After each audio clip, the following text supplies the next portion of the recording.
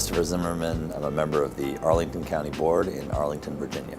Arlington County is a community of about 200,000 people across the river from Washington, D.C. It's a great place to live, work, and play. Very much known as one of the premier exemplars of transit-oriented development and smart growth in America.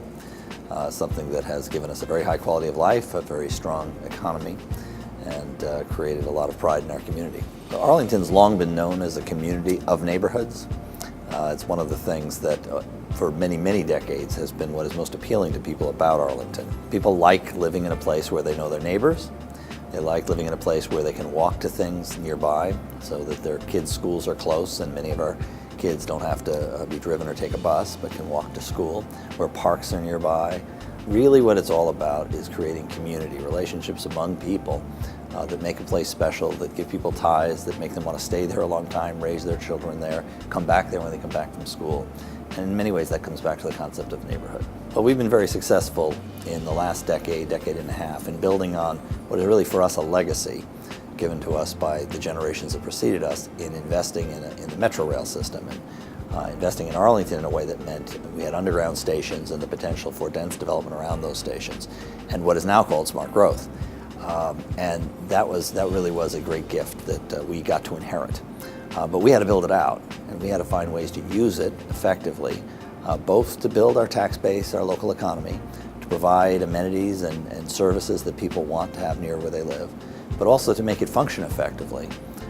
And we've spent a lot of time learning how to construct the built environment, how to make buildings that actually work to create the walkable spaces we want, to connect them to the neighborhoods that are farther away from the stations. And we've had a fair amount of success in doing that. We've had to improve our infrastructure, and we've made ourselves much more walkable.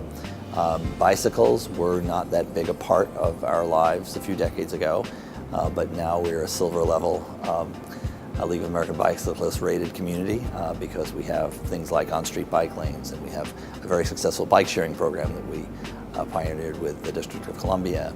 And we have bike facilities, all over the county, and bike racks on our buses. We have a local bus system that we didn't have before, so people can actually be transit-oriented in their lifestyles, even if they don't happen to live right near metro stations. Over time, we hope to incrementally get closer and closer to the day when anyone in Arlington will know they can pretty much get anywhere they want, whether it's to work or to go to a park, to go to the store or go to the schools, whatever they need to do, and not be dependent on driving to get there. The biggest challenge is to get something started.